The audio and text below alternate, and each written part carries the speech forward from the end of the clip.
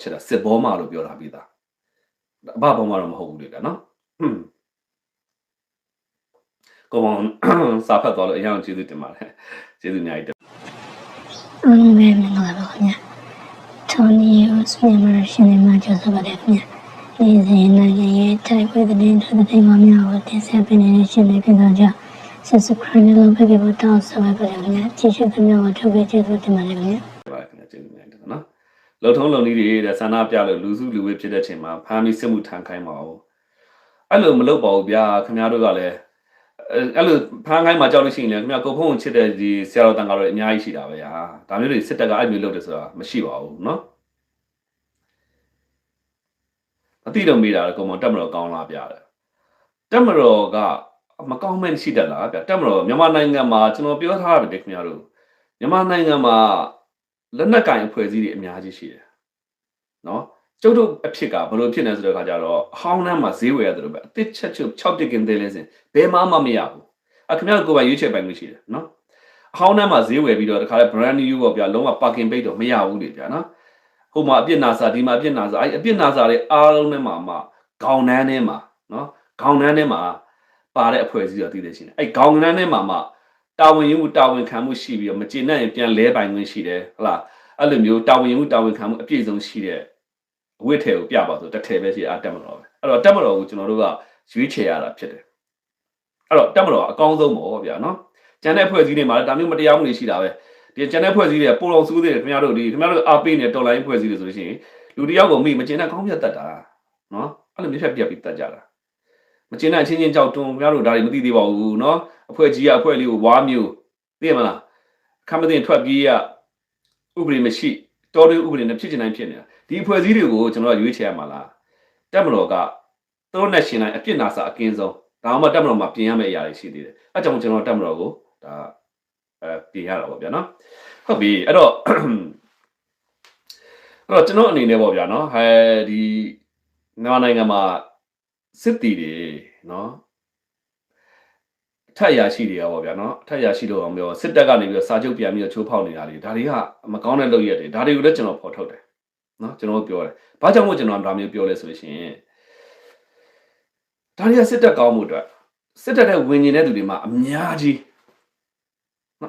းစစ်တပ်တဲ့ဝင်ကျင်တယ်စစ်တပ်တဲ့ပါဗျာ2နှစ်တန်ဒီ3နှစ်တန်ဒီတာဝန်ထမ်းဆောင်နေတဲ့သူတွေအများကြီးပဲနော်ရိုက်တက်လို့တော့မကုန်ဘူးဒါပေမဲ့စစ်တပ်ကဒါမျိုးဂတိမတီးတဲ့အခါကျတော့ဘယ်သူကဝင်ကျင်မလဲဝင်ကျင်တဲ့သူတော့နောက်တုံကုန်တယ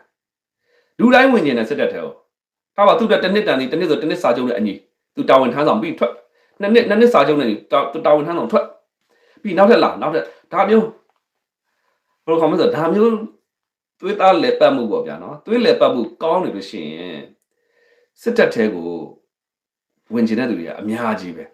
ဲခုခင်ဗျားတို့စစ်တပ်ရဲ့လုံထုံးလုံနည်းတွေကစောက်ထဲမှာတစ်မျိုးအပြင်မှာတစ်မျိုးဖြစ်နေတဲ့ခါကျတော့ဘယ်သူကဝင်ကျင်ပါလဲဘယ်သူမှမဝင်ကြဘူးဝင်မဲ့သူတော့မထွက်ပြေးကုန်ဘူးစိတ်ပါတဲ့သူတော့မထွက်ပြေးကုန်ဘူးအဲ့ဒါဘာကြောင့်လဲဆိုလို့ရှိရင်ခင်ဗျားတို့စစ်တပ်မှာဖြစ်နေတဲ့ပြဿနာကလေခင်ဗျားတို့အဓိကရှင်းရမှာအဲ့ဒီပြဿနာသာပြည်လည်သွားမယ်ဆိုရင်စစ်တပ်ကဝင်နေသူတန်းစီပဲစစ်တပ်ကစစ်အွန်လိုင်းပဲဖြစ်ချင်းဗျာနော်ရည်ချင်းရှိတဲ့သူတွေအများကြီးဝင်လာမှာအဲ့ဒါဘာလဲဆိုလို့ရှိရင်နေရာတူတစ်ခုရပြီခေဆိုရှင်မထကျင်တော့မထကျင်တော့နေရာတနေရာကိုရောက်ပြီဆိုအဲ့နေရာကနေမပြန်ကျင်တော့ဘူးဥမာဖြစ်စစ်တပ်မှာနေရာကောင်းတဲ့နေရာတွေရှိတယ်အဲ့လိုနေရာမျိုးဆိုအလှည့်တဲ့သွားတာသိရမလားတယောက်တည်းသွားလို့မရဘူး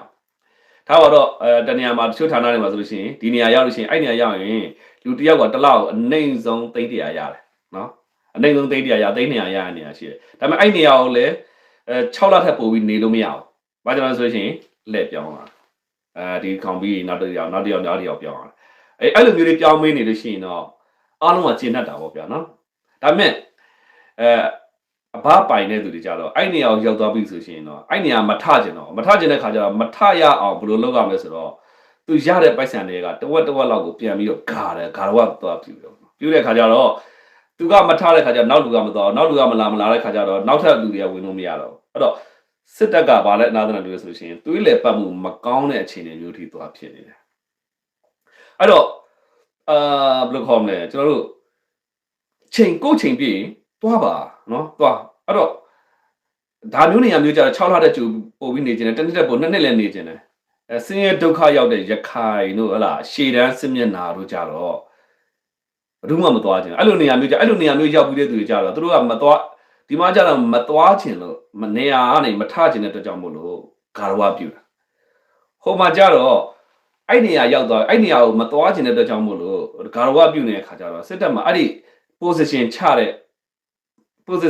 ့ဒီဘယ်လိုဟောမဆိုလို့ရှိရင်အရာရှိပေါ့နော်အာဏာရှိတဲ့သူကသူ့ကိုလက်ထိုးမယ်ဂါရဝပြုမယ်ဟေ့ဆိုလို့ရှိရင်ကဲဒီကောင်းတော့ဒီနေရာသွားဆိုတဲ့ခါကျစစ်တပ်မှာမမျှမတမှုတွေအဲ့လိုတွေဖြစ်နေတာဒါကြောင့်စစ်တပ်သွေးလေပတ်မှုမကောင်းဘူးဗျဒါတွေကစစ်တပ်ရဲ့လုံထုံးလုံပြီးမှလားဆိုတော့မရှိဘူးစစ်တပ်လုံထုံးလုံပြီးမှဒီမှာ2နှစ်တာဝန်ထမ်းဆောင်2နှစ်ပြီးနောက်တစ်ယောက်ပြောင်းဟုတ်လားနောက်တစ်ယောက်ပြီးနောက်ထပ်2နှစ်ပြောင်းအဲ့လိုမျိုးပေါ့အားလုံးဟာတာတူညီမျှစစ်တပ်ကပြဋ္ဌာန်းထားတဲ့ဥပဒေကဒီလိုရှိတယ်ဒါပေမဲ့အဘများကသူတို့ကိုဂါရဝပြုမယ်ဂါတဲ့သူတွေအကုန်လုံးကိုဒီလိုထားဟိုလိုထားဆိုတဲ့ခါကျတော့စစ်တပ်မှာမမျှမတတွေဖြစ်နေအဲ့ဒီမမျှမတမှုကစစ်တပ်ကိုကြာရှုံးစေတာပဲနော်အဲ့တော့စစ်တပ်မှာဒါလေးပြင်လိုက်ရင်တိတ်ကောင်းမယ်အခုအထက်အရာရှိမှဆိုရင်ပို့ချုပ်ဗိုလ်မှူးရာလူတွေနေရာကောင်းရရင်မထကျင်တော့ဘူးထပါကုန်းနဲ့ကော်ပြီးထွက်စစ်တပ်ကနေကုန်းနဲ့ကော်ထွက်တော့မှကျုပ်တော့မထွက်ဘူးဆိုတဲ့သူတွေအဲ့လိုမျိုးများတယ်နေရာရအခြေအနေကောင်းနေကြတော့ဘူးဗျနော်အဲ့ဒါလေးကိုပြင်လိုက်မယ်ဆိုရင်စစ်တပ်ကသွေးလေပတ်မှုကောင်းပြီးတော့နော်ရှေ့လူသွားနောက်လူဝင်သူဒါနေညာနဲ့ပတ်သက်ထောက်ပြမယ်ဥမင်းအောင်လည်းထောက်ပြရမှာပဲဘာကြောင့်ဆိုတော့ကာချုပ်ရာသူကဒီကနေဒီအဆင့်ဗျာပြီးဒုချုပ်ပြီးတချုပ်နောက်တစ်ယောက်လာဒါမျိုးလေးသွားနေမယ်ဟေ့ဆိုလို့ရှိရင်အဆင်ပြေပြင်မယ်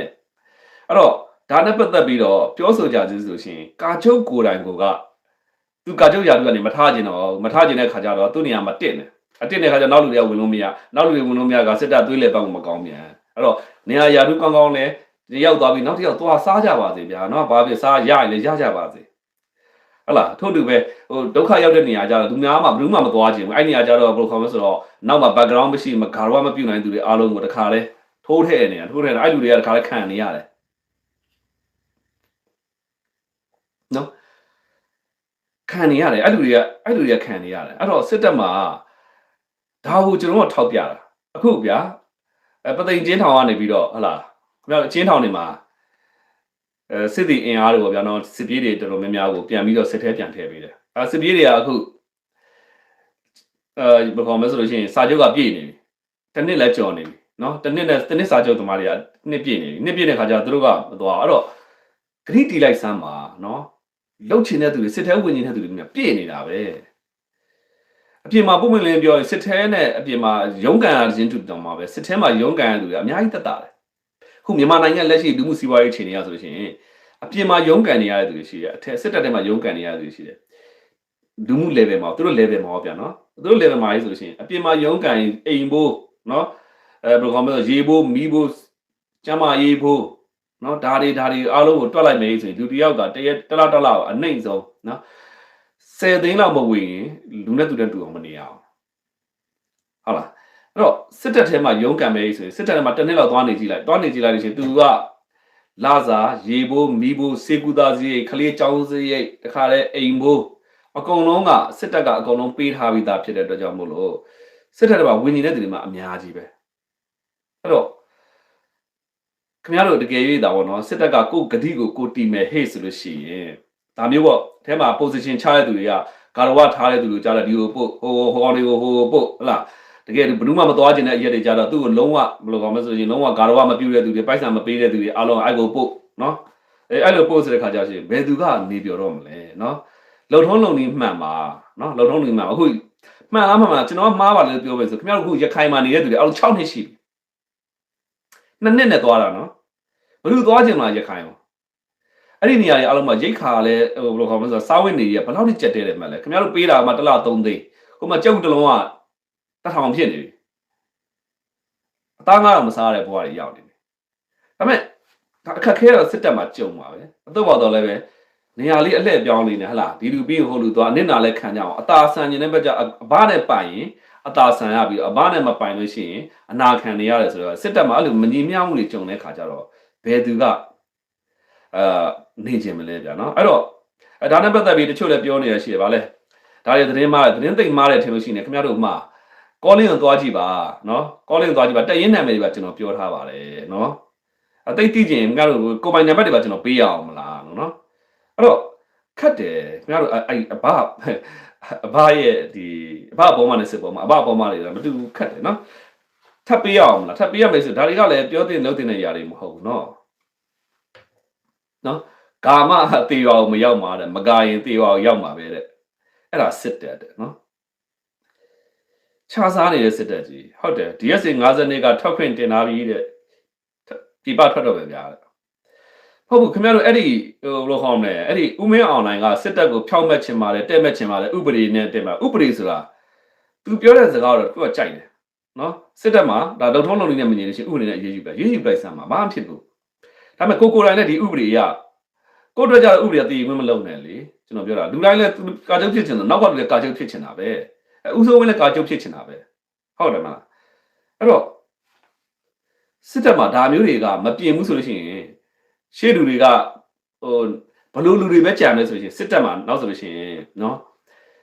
အဲ့တော့ဂါလို့သူ့အပေါင်းအသင်းနဲ့ပေါင်းစားပြီးတော့ဘယ်လိုခေါ်မလဲလှုပ်လို့ကင်လို့ရနေတဲ့သူပဲကြံပြီးတော့လှုပ်လို့ကင်လို့မရတဲ့သူတွေအားလုံးကစစ်တပ်ကနေစွန့်ခွာကြလိမ့်မယ်နော်ဘယ်လိုခေါ်မလဲဆိုတော့ငတ်တဲ့သူတွေကစွန့်ခွာကြလိမ့်မယ်အဲ့တော့တက်တွေမှာလည်းအစင်ပြေတဲ့သူတွေတစုနဲ့သူတို့အတိုင်းဝိုင်းလောက်ပဲကြံပြီးတော့ကြံတဲ့သူတွေအားလုံးစစ်တပ်ကစစ်ပြေးတွေဘာကြောင့်များနေလဲ